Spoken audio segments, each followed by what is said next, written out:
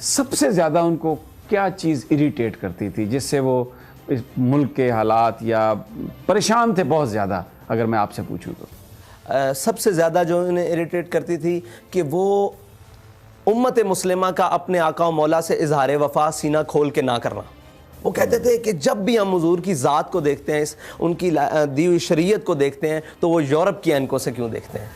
وہ کہتے تھے اسلام کو اسلام کے مزاج کے مطابق بیان کیا جائے، اور یہی ان کی خاصیت تھی جو انہوں نے کیا، اور قوم نے ان کو قبول کیا، امت نے انہیں قبول کیا، اور ان کی وہ سب سے نکھر کے آئے کہ وہ اس بات کو اس کے مزاج کے مطابق تشریح کرتے تھے اور لے کر چلتے تھے. وہ کہتے تھے یہ فلسفہ، یہ ساری چیزیں بعد میں ہیں، حضور کی ذات پر پوری امت کی آنکھ بند ہونی چاہیے، یہی کائنات کا ہمارے لیے محور اور مرکز ہونی چاہیے.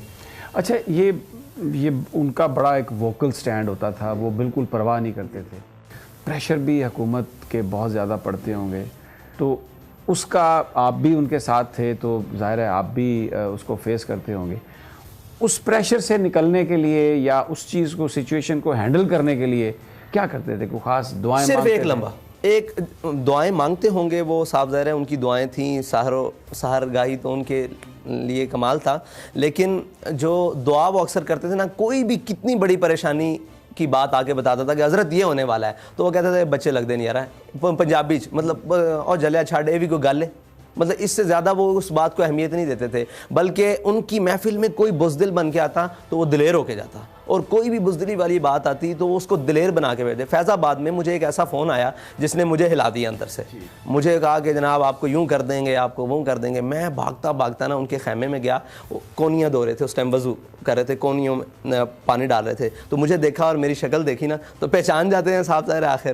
تو مجھے دیکھا تو کہنے لگے کیا ہوا ہے؟ میں نے کہا جی ایسے تھے. کہتے ہیں جلیا یہ بھی کوئی گل ہے، جدو اسی کہنے حضور دے نا تے مرن آئے بیٹھے تھے، کدو مرنا؟ آج موقع مل جاوے تو اس تو بعد بات. تو میں باہر نکلا، مجھے ایسے لگتا تھا میں دو عالم سے ٹکرا جاؤں گا. مجھے یقین جانے صرف ان کی اتنی سی بات کے بعد مجھے یہ حوصلہ مل گیا کہ ایسے لگتا تھا دو عالم سے ٹکرا. اور کوئی بھی بات ان کی محفل میں چھوٹی کرتا، گری ہوئی کرتا یا بزدلی والی بات کرتا، اس کو دلیری کی باتیں سناتے، اس کو دلیری کی باتیں سناتے. اور وہ جو دلیری آپ نے ان کی گفتگو سے سنی ہے وہی دلیری ہے، اور جو ان کے آپ نے اعمال سے دیکھا ہے اور ان کے کام سے دیکھا ہے وہ دلیری. آپ کی انہوں نے پرورش کی، پورا آپ کو سب کچھ سکھایا، آپ نے انہی سے سارا علم سیکھا.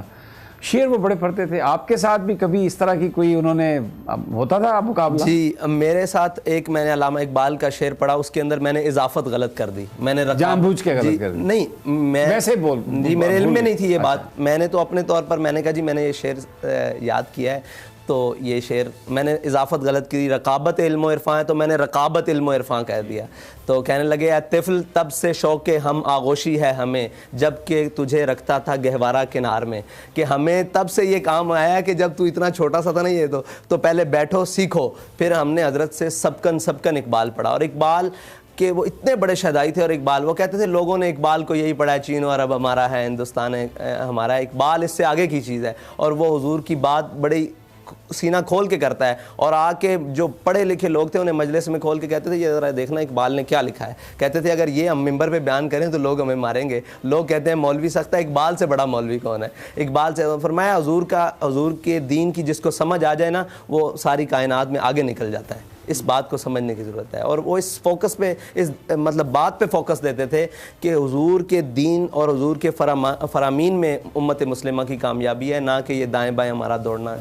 اچھا، آپ کی گفتگو سے مجھے ابھی یہ اندازہ ہو رہا ہے کہ کیونکہ اگرچہ وہ بیمار بھی تھے، آپ سے باتیں بھی کرتے رہے، لیکن آپ کو کچھ اندازہ نہیں تھا کہ یہ اس طرح سے وہ رخصت ہونے والے ہیں. پھر یہ اتنی بڑی جماعت ہے، اس کی اب آپ کے پاس اس کو آپ لیڈ کر رہے ہیں. تو اس چیلنج کے لیے آپ تیار تو نہیں تھے، تو پھر ہمت اور سارا جذبہ کیسے آپ نے اپنے آپ کو ایڈجسٹ کیا اب اس کام کے لیے؟ میں 2015 تک بلکہ 16 تک اپنے والد صاحب کو بالکل ساتھ رہا ہوں. میں نے ان کی ڈرائیونگ بھی کی ہے، سفر حضر بھی کیا. لیکن 2016 کے بعد انہوں نے مجھے میدان عمل میں پیچھے رہ کے ہر کام کرنے کے لیے کہا. مطلب جو بھی کام ہوتا، جیسے آپریشنل معاملات ہیں جتنے بھی تحریک کے، وہ مجھے کہتے اس کو کہو یہ کرے, اس کو کہو یہ کرے, مطلب خود پریکٹیکلی کرسیاں لگانے تک, ہر معاملات تک. پھر ہر میدان میں مجھے انہوں نے آگے رکھا. فیض آباد جس دن آپریشن ہو رہا تھا, سب کو کہتے اس کو بلا کے لاؤ, مجھ سے پوچھتے ہیں کیا صورت حال ہے, میں نے کہا جی شیلنگ ہو رہی ہے, یہ ہے. مجھے کہتے چلو بھاگ کے آگے جا کے سب سے آگے کھڑے ہونا ہے, لوگوں کو یہ نہ لگے کہ تم پیچھے بھاگے. میں پھر سب سے آگے جاتا, پھر بعد واپس آتا, پھر آگے جاتا, پھر واپس آتا. تو انہوں نے ہمیں میدان عمل میں رکھ کے نا خوف بھی دکھایا. خوف کی جو صورتحال صحیح ہوتی ہے نا, جس میں اللہ تعالیٰ نے کہا وَلَنَبْلُوَنَّكُمْ بِشَيْءٍ مِّنَ الْخَوْفِ وَالْجُوعِ وَنَقْصٍ مِّنَ, تو ہم نے بھوک بھی دیکھی ان کے ساتھ رہتے ہوئے, خوف بھی دیکھا, اور نقصان دیکھا, جانوں کا ضیاع بھی دیکھا, سارا کچھ دیکھا. انہوں نے ہمیں پریکٹیکل لائف سے گزارا کہ ہمیں ان کی جو جدائی ہے نا, وہ تو ہمارے لیے ایک ایسا لمحہ ہے اور ایسی ایک داغ مطلب غم ہے کہ جو کبھی مٹ نہیں سکتا. لیکن انہیں ہمیں پریکٹیکل لائف سے ایسے گزارا ہے کہ انشاءاللہ یہ چھوٹے موٹے جو معاملات ہیں, یہ سارے مطلب پریشر اور آپ کہہ سکتے ہیں ڈرانا دھمکانا, ان چیزوں سے ہمیں انہوں نے گزارا ہے, پریکٹیکل گزارا ہے. یہ چیزیں ہمیں انشاءاللہ ہمارے منزل کی جانب بڑھنے سے نہیں روک سکیں.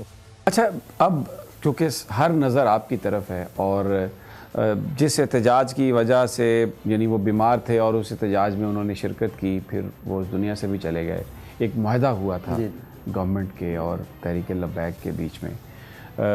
پوری جو اس وقت نوجوان پاکستان کے ہیں وہ اسی کی طرف دیکھ رہے ہیں, سوشل میڈیا پر بھی ہے, 16 یا 15 شاید اس کی تاریخ ہے اگلے ماہ کی. تو کوئی حکومت سے کوئی بات چیت ہو رہی ہے اس حوالے سے؟ جی, ہمارے نمائندگان کی ان سے کافی ساری بیٹھک ہوئی ہے, تو وہ ہم سے پوچھتے ہیں کہ آپ کا ارادہ کیا ہے.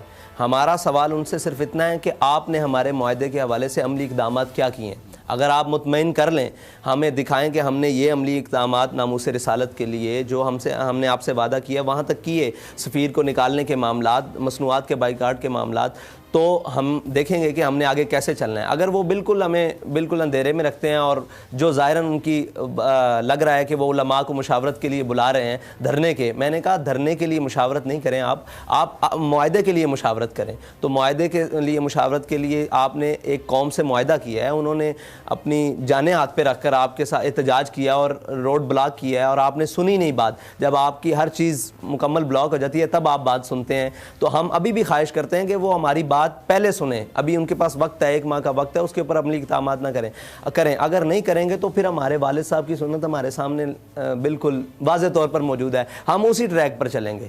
اس کے لیے ہمیں جو بھی مطلب قیمت اٹھانی پڑے وہ بالکل ہے, کہ مسلمان کے لیے سب سے بڑی بات یہ ہے کہ وہ اپنے آقا و مولا صلی اللہ علیہ وسلم کے نام گرامی پر اپنی جان دے دے. اس سے بڑی کوئی نہیں. آپ دیکھیں کہ ایک عالم ہو, ایک مذہبی آدمی ہو, اس کا سٹانس بھی ناموس رسالت پر وہی ہوتا ہے, اور ایک جس نے کبھی مسجد کی طرف منہ بھی نہ کیا وہ, اس کا سٹانس بھی ایک ہوتا ہے. کیونکہ علامہ اقبال کہہ گیا کہ وہ فاقہ کش جو موت سے ڈرتا نہیں ذرا, روح محمد اس کے بدن, یہ روح محمد ہے, حضور کی ذات جو ہے نا یہ روح محمد ہے. اس کی ان کی ناموس اور ختم نبوت کے اوپر جو بھی کوئی معاملہ ہوگا نا, یہ امت کھڑی ہوگی, اور امت کا اکٹھا ہونے کا سبب بھی یہی ہے.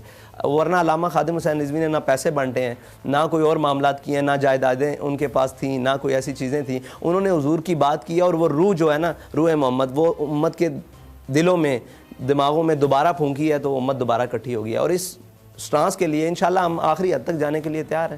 ہم حکومت ہمارے ساتھ معاہدہ کرے جو اس نے بات کی, اگر نہیں کرے گی تو پھر ہمارے پاس دوسرا راستہ ہے جو ہمارا قانونی آئینی سارے حق ہیں.